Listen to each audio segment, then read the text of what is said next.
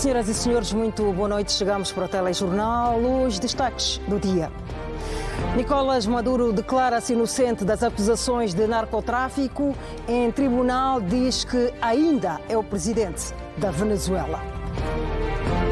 Presidente da República informado sobre a situação no leste da RDC. Parte do terreno em que vai nascer a cidade de Cazombo está livre de minas no Mochico Leste. Acondicionamento de combustível numa residência termina com 2 queimados graves no Zaire. Estamos assim a começar o telejornal. Muito boa noite. Portanto, depois desta sessão em que o presidente Maduro diz-se inocente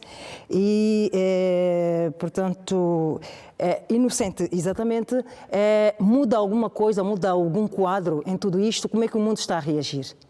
Boa noite, Kézia. Inocente e decente era a palavra que faltava. Agora.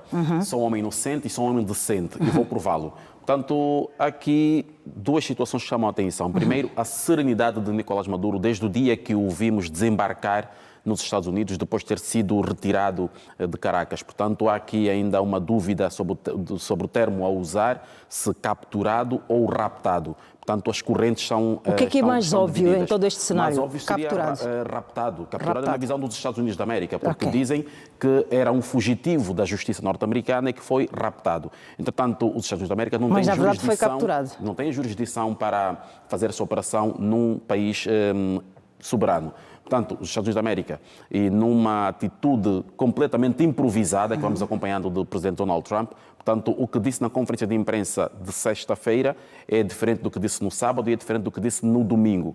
Portanto, Trump, no dia, só para ter aqui uma noção, no sábado disse que os Estados Unidos da América vão governar, vão administrar a Venezuela, e ontem já deu o dito por não dito, tendo dito que o termo terá sido mal usado. E ontem disse que Maduro foi alvo de uma operação policial, portanto já não é uma operação militar, uma operação policial apoiada militarmente. Ou seja, os Estados Unidos da América consideram que Maduro, por causa das acusações que pesavam sobre si desde 2000, nos Estados Unidos da América, era um fugitivo à justiça norte-americana e por isso o FBI, portanto a Polícia Federal norte-americana, achou-se no direito de procurar por esse fugitivo porque o país onde ele se encontrava não colaborava com a justiça norte-americana. Ora, aí está mais uma contradição. São várias contradições. A polícia vai para um país soberano, invade, faz a captura do seu presidente em funções. Os americanos dizem que não capturaram o presidente porque não reconheciam Nicolás Maduro como presidente, portanto, porque não reconhecem o resultado que Maduro assumiu nas eleições de maio de 2025 e que, por isso, era só mais um fugitivo. Entretanto, este governo que os norte-americanos não reconhecem, saído das eleições de 2025, é o mesmo com o qual os americanos estão hoje a colaborar no sentido de garantir a transição para a normalização das instituições na Venezuela. Tudo porque os americanos querem concretizar os seus objetivos naquele país. Mas a presidente interina da Venezuela disse que está disposta a colaborar com Trump. Aqui também vemos que está tudo ainda na onda do improviso, como disse no princípio da conversa, Chiesa, porque no sábado disse que não colaborava com os norte-americanos e depois que surgiu uma espécie de uma onda de revolta internamente porque se percebeu, nas palavras de Trump, que Trump estava a negociar em off the record com a vice-presidente, ela disse que não estava a colaborar, mas ontem já disse que aceitaria colaborar. Por quê? Porque Donald Trump fez uma ameaça clara e direta. Trump disse, se ela não fizer o que nós queremos, se não agir como nós queremos que ela haja, ela pode ter consequências muito piores, graves. Poderá ter do que a do presidente Maduro. O que se pode aqui depreender, porque os americanos não vão voltar a fazer tão cedo uma intervenção como fizeram para a extração de Nicolás Maduro. Certamente podiam fazer um ataque cirúrgico, um ataque com drone, um ataque direcionado para matar a senhora. E certamente a senhora tem responsabilidades acrescidas e não se vai expor a uma situação destas. Portanto, já há aqui uma espécie de abrandamento das posições, no caso. Exatamente. Portanto, ouvimos a vice-presidente, agora a presidente interina, e ouvimos Marco Rubio, secretário de Estado, já falar aqui num certo alinhamento. Vamos esperar a ver o que é que vem daqui para frente. Sendo que, na Venezuela, os militares designaram a vice-presidenta como presidente interina e hoje, que estava prevista a tomada de posse do novo parlamento saído das eleições de 2025, esta ação aconteceu com normalidade e o presidente da Venezuela, que é irmão da vice-presidente, agora presidente interina, foi reeleito presidente do parlamento. Portanto, estamos aqui a ver uma tentativa de normalização das instituições na Venezuela, mas agora aqui com uma certa supervisão dos Estados Unidos da América. Voltando para Nova Iorque. Tanto... Já vamos voltar para Nova Iorque, mas também esta posição de Trump está a deixar a América Latina tensa, de alguma forma. Muito tensa, porque Trump ontem fez ameaças diretas a outros países, nomeadamente ao México, à Colômbia e a Cuba. E o presidente da Colômbia respondeu diretamente a Trump, portanto, Petro, que é um ex-guerrilheiro que chegou à presidência da Venezuela e que fez parte dos acordos de paz de 89, diz que tinha jurado para si mesmo e para os venezuelanos que nunca mais pegaria em armas, mas que se a promessa de Trump se cumprir, ele volta a pegar em armas para defender a sua pátria. E fez um outro apelo ainda mais severo, a pedir ao povo colombiano que, se algo lhe acontecer, que o povo tome o poder, portanto, não deixem o país ser colonizado. Portanto, estamos aqui diante de uma situação de tensão, uma tensão que, embora não se diga assim tão abertamente, que também ameaça de forma muito explícita o Brasil. Portanto, o Brasil também é um país que configura neste leque de países que despertam os interesses dos norte-americanos, tanto por causa dos recursos que detém, e, portanto, o Brasil está algo apreensivo e, por isso mesmo, o Brasil é um dos países que hoje pediu para ter a palavra no Conselho de Segurança das Nações Unidas. Exatamente, esta apreensão levou a uma reunião do Conselho de Segurança da ONU. Esta reunião aconteceu hoje também, coincidentemente com o dia em que começou então essa audição judicial a Nicolás Maduro, justamente para discutir a legalidade desta ação dos Estados Unidos da América e para, sobretudo, portanto o ato já está consumado, mas sobretudo para tentar minimizar o mais possível, se ainda assim se pode dizer. Foram discursos muito divergentes entre prós e contras, aqui com a Venezuela a fazer uma denúncia de uma invasão ao seu território, portanto, de uma violação direta e explícita do direito internacional, uma posição que foi apoiada diretamente pela China, também pela Rússia, entretanto, contrariada pelos outros Estados membros. Esta reunião foi presidida pela Somália, que está neste momento a assumir a presidência rotativa do Conselho de Segurança das Nações Unidas, onde a África fez também um discurso, portanto, apresentou a sua declaração, que foi o replicar da declaração que a União Africana já emitiu no último sábado. Portanto, vai dar em alguma coisa esta reunião do Conselho de Segurança? O que se espera é que esta condenação ganhe eco e que venha também a abrandar um pouco aquilo que são as pretensões dos Estados Unidos da América. Os Estados Unidos da América estão, neste momento, a mostrar, portanto, alinhados com Donald Trump. Em dezembro, o país fez passar no Congresso a nova lei de defesa nacional e que o que muitos americanos não esperavam é que esta lei, que foi aprovada de forma unânime e serena, viesse a abrir portas para que Trump tomasse as atitudes que está a tomar agora. E, portanto, há alguma surpresa entre os próprios norte-americanos. Toda a Península Ocidental, como chamam o hemisfério ocidental, como chamam os americanos, portanto, partindo da doutrina Monroe de 1823, determina justamente que o hemisfério ocidental é zona exclusiva dos Estados Unidos da América. Isso na altura porque estava-se a colocar de fora o interesse europeu. Portanto, a América diz que vai agora novamente controlar todo o hemisfério ocidental, portanto, é América Central, América Latina, América do Norte e, portanto, já há inclusive o medo sobre a Groenlândia, que volta à ribalta nos debates, e a própria primeira-ministra da Dinamarca já admitiu hoje que a ameaça de Trump é para ser levada a sério. Trump tudo vai fazer para tomar a Groenlândia. Se assim o fizer, portanto, estaremos aqui diante daquilo que é a postura que Trump mostra publicamente. Portanto, é um antissistema, não respeita o direito internacional e não sequer respeita algumas das leis norte-americanas. Portanto, ele diz que ele é o único cidadão norte-americano que foi eleito para governar o país. E, por isso, ele vai fazer aquilo para que foi eleito. É uma situação que está, então, a que vamos continuar a acompanhar. Divididos. O mercado mundial do petróleo não está a ser afetado? está a ser afetado, certamente, e ainda poderá ser muito mais. Sendo que as pretensões norte-americanas vão levar tempo, por isso é que há esta posição dos americanos negociarem com o governo venezuelano, no sentido de evitar que o país caia numa guerra civil ou caia num descalabro total. Porque para recuperar as infraestruturas petrolíferas de que Trump falou na conferência de imprensa de sábado e voltar a levar as empresas norte-americanas para a Venezuela, voltar a fazer que os grandes investidores ganhem confiança naquele mercado, portanto, estamos a falar de um período que levará não menos do que 10 anos. Portanto, é preciso que a Venezuela esteja estabilizada para que isso aconteça. Portanto, não é uma coisa que aconteça do dia para a noite. Maduro, como disse no início, tem estado a parecer muito sereno, o que faz desde logo antever que há aqui uma porta aberta para acordos que poderão depois vir a beneficiar as partes envolvidas, portanto, a Venezuela e os norte-americanos. Portanto, os americanos não vão permitir que Maduro retorne à presidência na Venezuela, certamente, mas certamente vão lhe dar um outro destino que favoreça que o país retome a normalidade e os americanos então possam fazer os investimentos pretendidos. E para finalizar, depois de toda esta situação, a Venezuela vai ser a mesma? Não será a mesma, nunca mais. Vamos agora esperar, com alguma expectativa.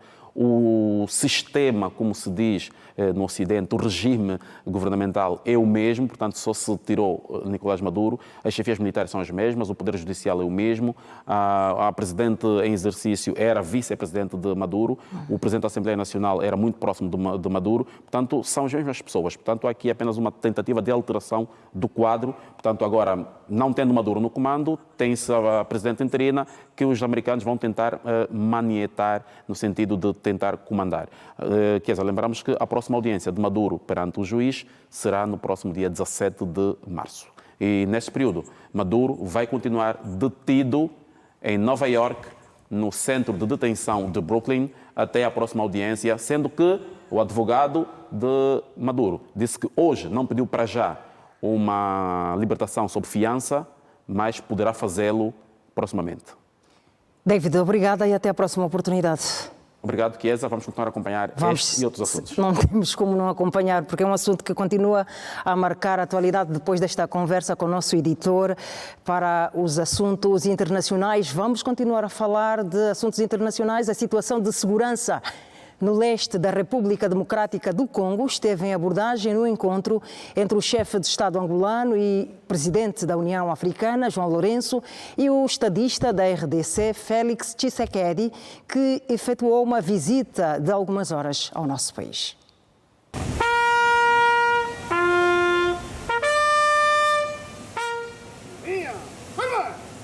Félix Tshisekedi desembarcou na capital angolana e deslocou-se de imediato ao Palácio Presidencial, onde foi acolhido pelo homólogo João Lourenço.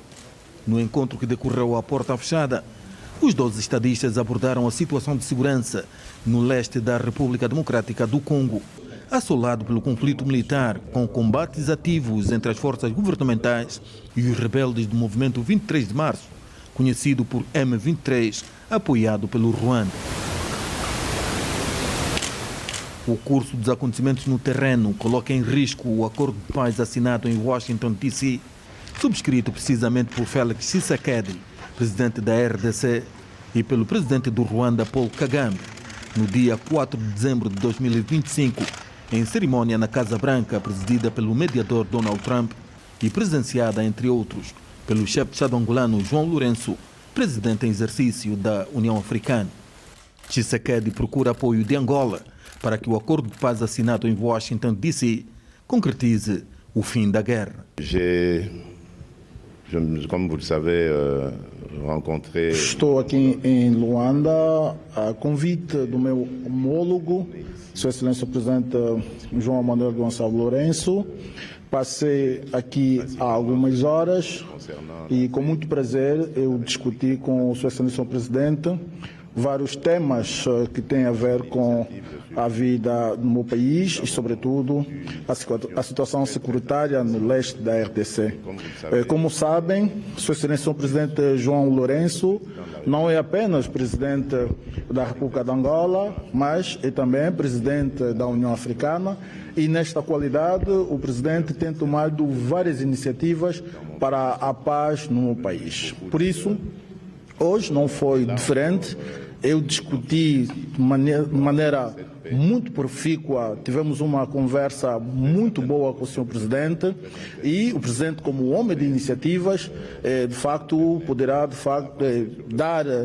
deu-me algumas propostas de iniciativas que prefiro não dizer ainda agora, mas dizer-vos que tivemos uma conversa muito boa e, se a iniciativa avançar, poderão de facto saber sobre isso. Estas são as palavras que posso avançar, não posso dizer mais. Penso que compreendem o que eu quero dizer. A guerra continua no Congo? Oui, la guerre continue, évidemment. Elle nous est imposée. C'est une agression. A guerra continua, sim, evidentemente continua. É uma guerra que nos foi imposta. Estamos, sim, de facto, a passar nessa vicissitude. Mas, como eu disse, nós, sob a iniciativa do Sr. Excelência Presidente João Manuel Gonçalves Lourenço, é um grande homem e tem, de facto, tomado iniciativas para podermos sair desse mal. Estamos aqui, como disse, dialogamos sobre as vias de como sairmos deste problema e gostaria de dizer que sim, embora estamos a enfrentar esse problema, o Presidente João Lourenço está, na sua qualidade, a propor algumas soluções e que não acusam de que o Presidente quer tomar alguma iniciativa que saia do quadro de Washington ou de Doha, mas sim, o Presidente simplesmente quer reforçar e dar mais algumas saídas, seguindo essas iniciativas que já foram tomadas. No processo de Doha e de Washington. O acordo entre a RDC e o Ruanda, assinado em Washington, D.C., no dia 4 de dezembro de 2025, foi entendido na altura como um instrumento histórico, com o objetivo de pôr termo a décadas de conflito, promover a cooperação econômica e estabelecer uma base para uma paz duradoura. No entanto, a paz é ainda uma miragem. Félix Tshisekedi está preocupado e só assim se justifica a sua vinda a Luanda. A segunda, em menos de um mês, esteve na capital angolana no dia 14 de dezembro de 2025. Isto porque confere a João Lourenço, presidente em exercício da União Africana, que já foi o mediador do conflito na RDC, a possibilidade real para o estímulo político-diplomático a fim de acabar com a guerra, com as mortes e com o sofrimento da população congolesa, que enfrenta uma grave crise humanitária.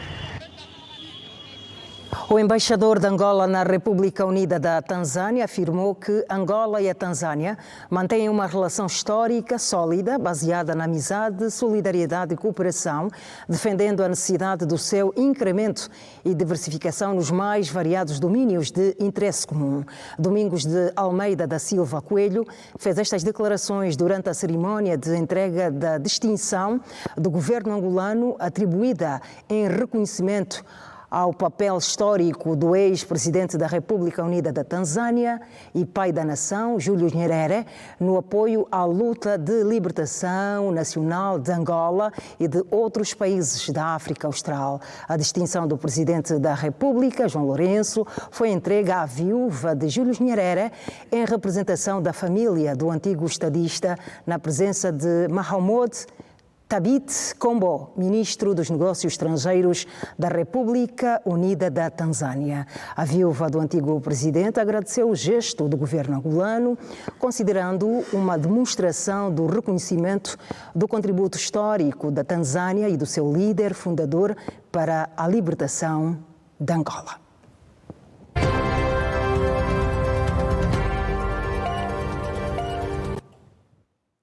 Parte do terreno em que está projetada a futura cidade de Kazombo já está desminada no Mochico Leste.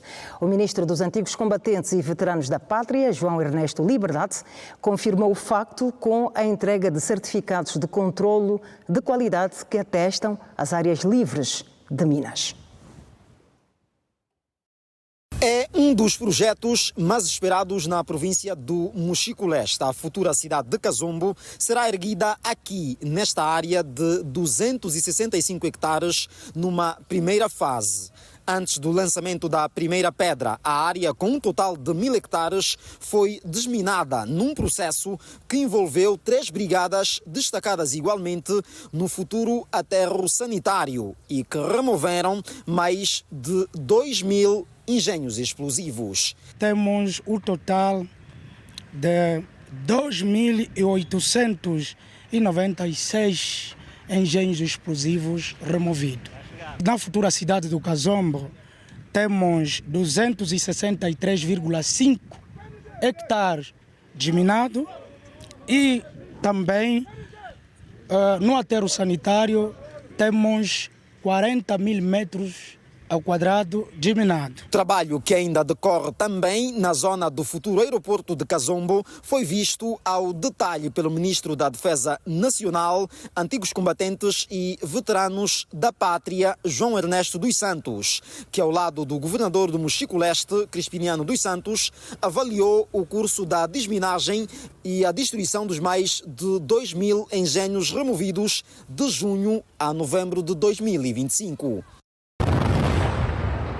Do campo para a sala, o Ministro da Defesa Nacional orientou esta cerimónia onde entregou ao governador do Mochico-Leste os certificados de controlo de qualidade que atestam a desminagem de 4 áreas livres de minas e que agora darão lugar ao surgimento de infraestruturas sociais. A desminagem da área para a construção da futura cidade de Kazombo, a desminagem da área para a construção do aterro sanitário, a área do troço rodoviário Marco 25 Massive, Kavungo, Kazombo e Lumbala-Kakengue, a desminagem do troço rodoviário Massive, Camafafa, Caianda e Jimbi.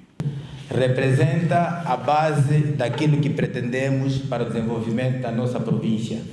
Uma província livre de minas dará lugar ao desenvolvimento que todos nós almejamos. Pelo país, há ainda, segundo o Ministro da Defesa Nacional, 966 áreas minadas e que deverão merecer a atenção do Centro Nacional de Desminagem para estarem livres até 2027.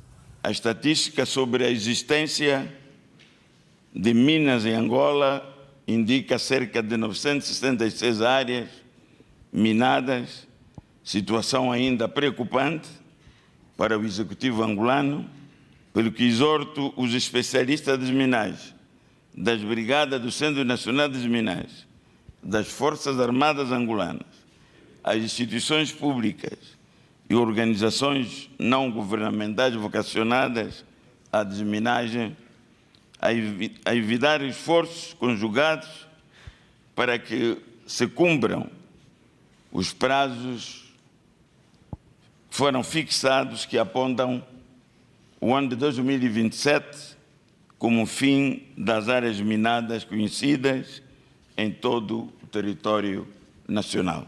Cerca de 5 meses foi o tempo que durou o processo de desminagem nesta área onde será erguida a futura cidade de Kazombo. Aqui, neste período, foram removidos 177 engenhos explosivos, tornando a área livre de minas para o início das obras. Com imagens de Miguel André, Norberto Chirieno e Hernani Correia TPA em Kazombo, Mochico-Leste. O governador do Cuando trabalhou na aldeia do Lomba Ponte, município de Mavinga, e anunciou a construção de uma escola, para além de outros projetos sociais. O governador provincial do Cuando deixou o gabinete e deslocou-se até a aldeia do Lomba Ponte para interagir com os líderes comunitários e a população. E foi debaixo da mulembeira onde Lúcio Amaral ouviu as principais preocupações da comunidade. Queremos que o governador que vem na nossa área vai construir a nossa escola para o povo ficar livre, as crianças estudar melhor. Hospital, água, cultivo com o trator na chana de Chiteta, o transporte para levar os doentes rapidamente ao hospital municipal, sementes de vários tipos, falta de meio de comunicação. Algumas situações, como a falta de medicamentos, material gastável, emissão e entrega de bilhetes de identidade, foram resolvidas na hora. Todo está a receber, alguns já estão a fazer o registro. A gente precisava, era isso. Que a gente estava tendo preocupação, tem que vir o senhor governador, tem que vir o senhor administrador, para a gente pôr preocupação para nós. O governante anunciou para breve o início da implementação de alguns projetos na localidade. Está projetada uma escola, já escolheram o lugar onde vai ser construída e ainda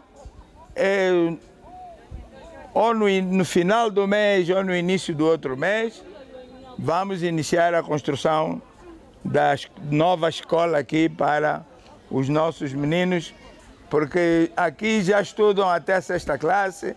Vamos ver se acrescemos mais salas de aula para a 7ª e a 8ª classe. Antes de acabar o mês de março, nós temos que resolver esse problema da água, das torneiras que faltam nos chafarizes.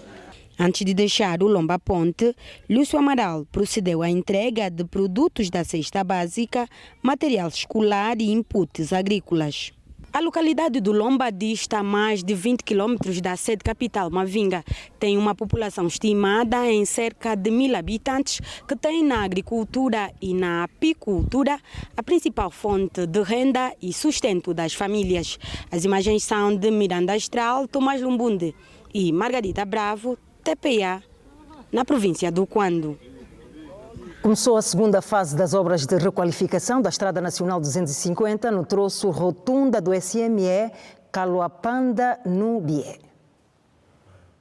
O parque automóvel do Cuito aumentou e em algumas vias já há congestionamento de alça na entrada da cidade para quem vem do Embo e Menonga. Daí a implementação do projeto de ampliação do troço rotunda do SME até o rio Caloapanda, num perímetro de 6 km, sendo que 3 foram intervencionados na primeira fase. É o reafirmar do compromisso contínuo com o desenvolvimento do nosso amado município. Os trabalhos da segunda e última fase já deram início e vão incidir na ampliação e asfaltagem do troço. Terá 2 faixas de rodagem com 3 metros de largura cada. A governadora do Bié orientou o ato de consignação da empreitada, que vai beneficiar igualmente algumas travessas do Bairro Azul. De forma muito particular para o município do Cuito, estaremos a anunciar os próximos dias, mais tardar até a próxima semana, o lançamento do concurso para a asfaltagem do troço que vai à Praça do Cauê. Da asfaltagem de mais 15 quilômetros de estrada, que estarão a beneficiar concretamente a população do Cantinflas, do São José em diante. A população e automobilistas dão nota positiva à iniciativa. Estamos diante próximo do hospital, próximo das escolas, então vai se evitar muitos constrangimentos. Com essa ampliação da estrada que vão colocar agora, já vamos conseguir estacionar, pelo menos estacionar, andar mais à vontade. Acreditamos que o governo está a trabalhar. A obra será executada no prazo de 12 meses, contempla igualmente a iluminação pública e sinalização para melhoria da circulação no referido troço, que dá acesso a vários projetos sociais e económicos. Fazemos agora uma pausa nas notícias. Já voltamos. Até já.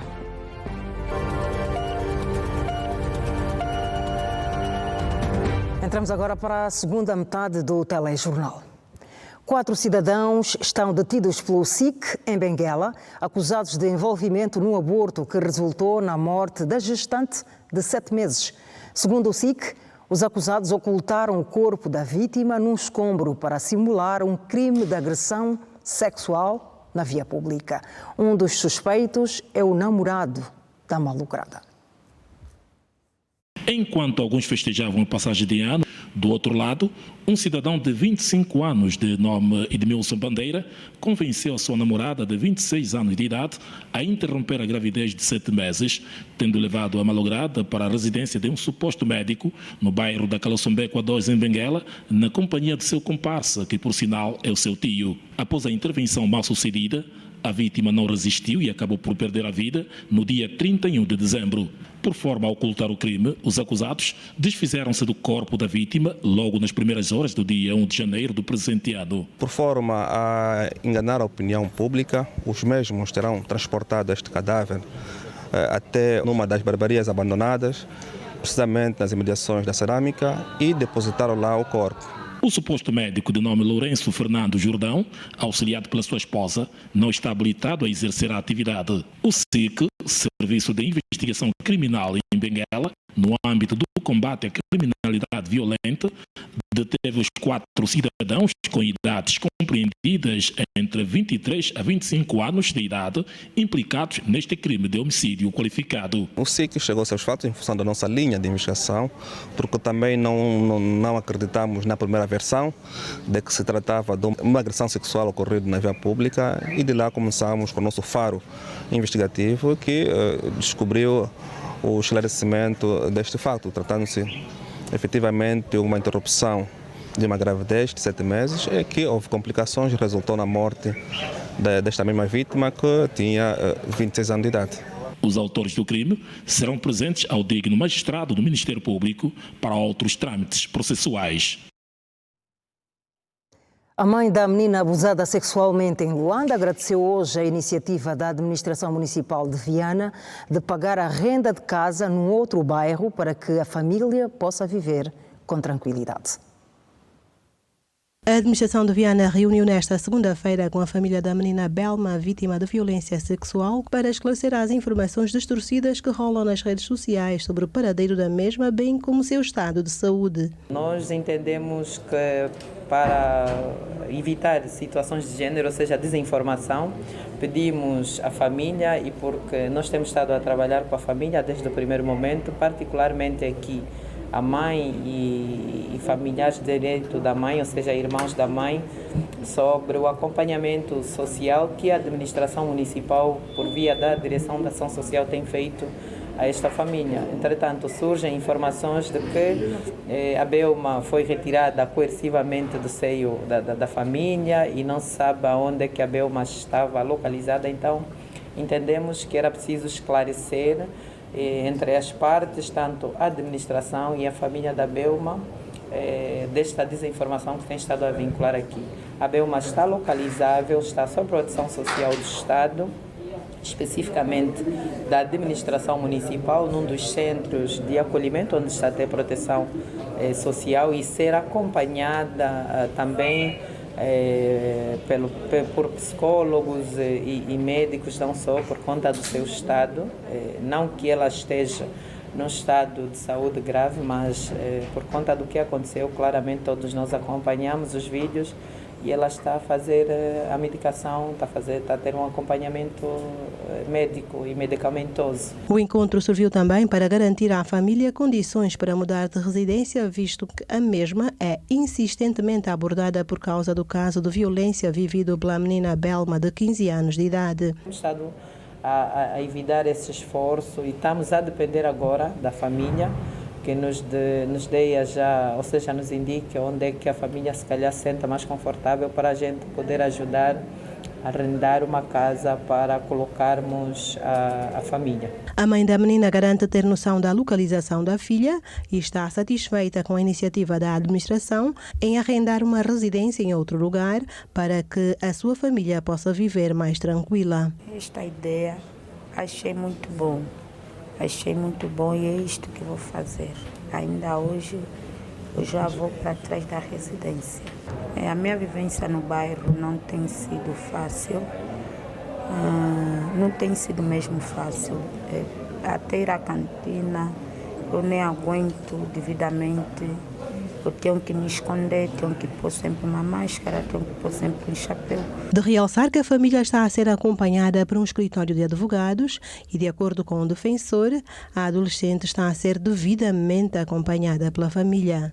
temos noção de que a menor Isabel, está devidamente acompanhada, está em local certo, nós temos a plena noção onde ela está e desde as primeiras horas fomos notificados e acompanhamos a família, os contactos que até agora a mãe apenas tinha estado até com a menor. Enquanto isso, aguarda-se que os culpados paguem pelo crime que cometeram. No Zaire, 2 pessoas ficaram com queimaduras graves na sequência de um incêndio ocorrido ontem no bairro Bela Vista, em Banza Congo, resultado do acondicionamento de combustível no interior de uma residência. O incêndio deflagrou por volta das 5 horas da manhã deste domingo no bairro Bela Vista, em Banza Congo. Segundo relatos de vizinhos, o proprietário da residência terá tentado fumar no interior da casa, apesar de ter bidões de combustíveis armazenados no local. A máquina que é deficiente, se costuma vender aqui perto da casa. E a mulher que vai no grupo às vezes, esse caminho da boa. Que segundo os depoimentos do proprietário da residência, de que o incêndio terá como origem curto-circuito, mas tendo em conta os depoimentos recolhidos pela população e os vestígios que se encontram no local, dá indício de que havia combustível nesta residência. O Serviço de Proteção Civil e Bombeiros deslocou-se ao local para conter as chamas, mas o fogo já havia consumido grande parte dos bens existentes na residência. Como consequência, o casal sofreu queimaduras graves e foi transferido para o Hospital Provincial Maria Eugênia Neto. Registrou-se 2 vítimas, o esposo e a esposa, que tiveram as queimaduras de 2º grau. De acordo com o corpo clínico, a esposa, que apresenta ferimentos mais graves, continua internada no Hospital Provincial do Zaire, enquanto o esposo já recebeu alta médica. O grau de queimadura é um tipo de queimadura dérmica profunda. E essa queimadura dérmica profunda encontra-se nos membros inferior com 30% de queimadura. Apesar disso, também tem ligeiras queimaduras, que são queimaduras superficiais na cara e na região torácica.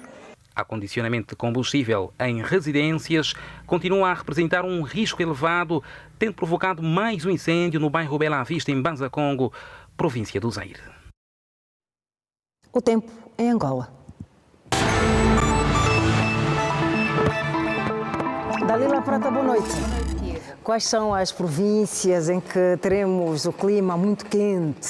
Norte. Assim? Temos o norte com as temperaturas bastante altas. Temos 2 cidades com 35 graus de temperatura máxima. Vamos conferir. Vamos sim ver os dados fornecidos pelo Instituto Nacional de Meteorologia e Geofísica e na MET. A previsão é válida até às 18 horas da manhã. Começamos com maior disponibilidade de umidade relativa do ar em quase todo o território, com percentagens a variarem de 50% a 100%. Vamos olhar para o norte e parte do leste. Nesta primeira região, apenas Luanda sem chuva, com céu parcialmente nublado. As restantes cidades com previsão de chuvisco, chuva fraca e chuva fraca moderada. Atenção para Cachito e Catete, com 35 graus, são as cidades mais quentes do nosso país para as próximas horas. Vamos olhar agora com atenção para o centro e o restante do leste, onde Benguela, Uambo e Quito apresentam céu parcialmente nublado, Luena e Kazombo com chuva fraca moderada, probabilidade de ocorrência de trovoada isolada. Uambo e Quito com 15 graus. Juntam-se no sul de Angola, Lubango com igual número e são as cidades mais frias do nosso país. Aqui nesta região temos Moçambique com céu parcialmente nublado, as restantes cidades com chuva fraca moderada, probabilidade de ocorrência de trovoada isolada. É hora de olharmos com atenção para o tempo em Luanda. No momento, com uma temperatura de 26 graus, céu parcialmente nublado, como já dissemos, não há chuva para Luanda. Amanhã já as temperaturas esqueça. Muito calor, terça e quarta-feira 30 graus, Muito quinta calor. 29, já sabe que esses 30, a sensação térmica é 31, 32 graus. Dalila, boa noite e até amanhã. Até amanhã. Com o tempo, partimos para mais um intervalo no Telejornal. Não saia daí que já voltamos. Até já.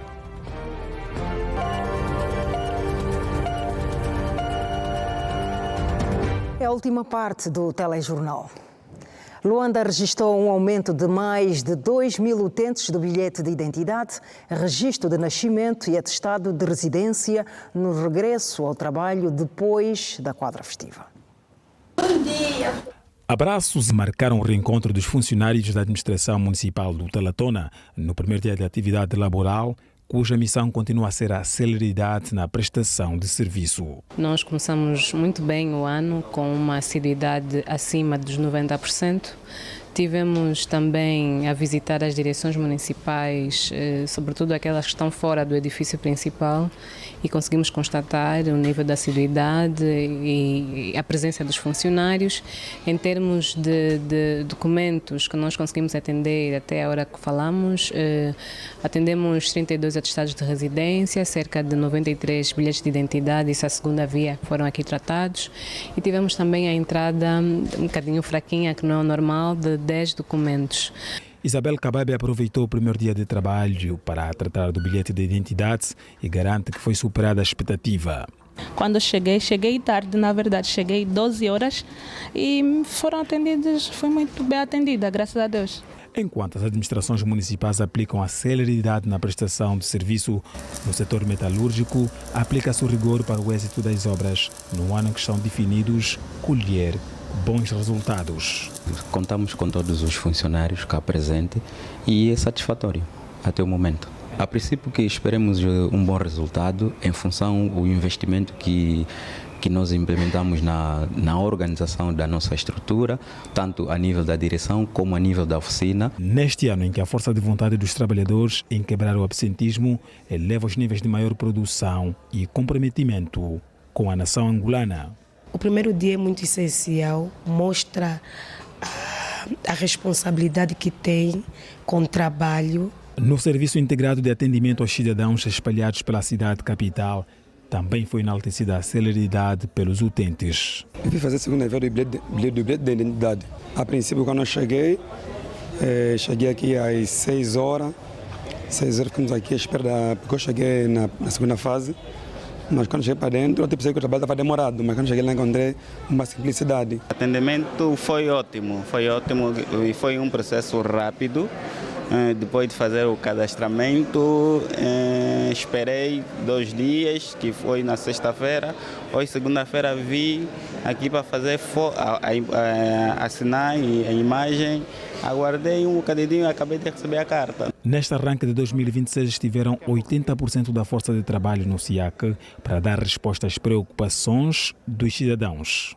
Dizer que iniciamos o primeiro dia com um fluxo considerável de utentes que vieram a correr aos nossos serviços, como já é de habitual, mas para o primeiro dia tivemos podemos dizer assim, um fluxo fora do normal, né? Acreditávamos que as pessoas não fossem aderir tanto, por ser o primeiro na semana, mas já estamos com uma métrica de quase 200 pessoas para bilhete de identidade, mais de 50 registros de nascimentos, fluxo para os serviços públicos, serviços privados que tiveram fechados, os essenciais que nós temos atendido diariamente, então o saldo é positivo. Segundo dados do SIAC, são mais de 2.000 pessoas que buscam por diversos serviços nestas unidades de referência em Luanda. E muitos estudantes marcaram presença hoje em várias escolas da capital, manifestando a vontade de melhorar a sua prestação nas aulas. O reinício das aulas no complexo escolar Pedalé, no Nova Vida, aqui em Luanda, foi considerado satisfatório, segundo a subdiretora pedagógica. Dos 1.364 alunos do período da manhã, cerca de 900 vieram à escola. Tivemos um número considerável de alunos.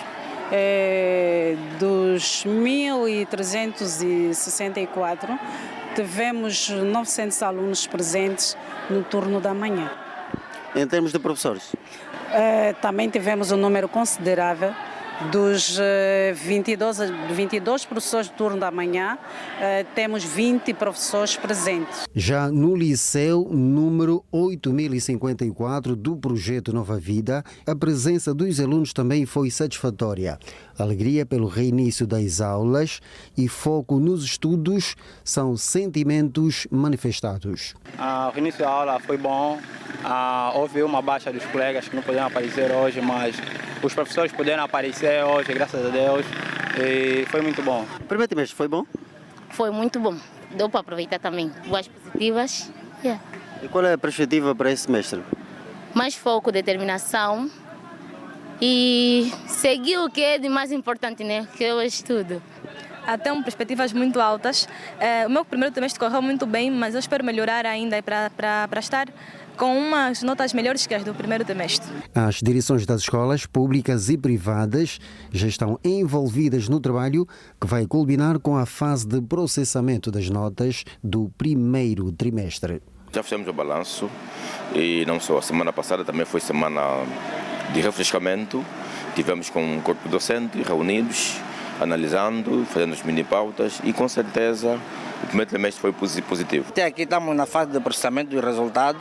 Provavelmente a próxima semana vai se marcar a reunião com os encarregados de educação a fim de fazer o balanço do nível de aproveitamento do primeiro trimestre. Mas a nível interno, aquilo que já se verificou, temos um aproveitamento positivo, fruto daquilo que tem sido o esforço que a instituição tem feito, apostando na qualidade do quadro docente. Reinício das aulas do ensino geral é marcado pela presença de alunos e professores, apesar de algumas ausências. As direções pedagógicas das instituições seguem com os trabalhos e almejam melhor desempenho neste segundo trimestre. E chegamos ao fim do telejornal. Boa noite, gratos pela atenção dispensada. É sempre um prazer.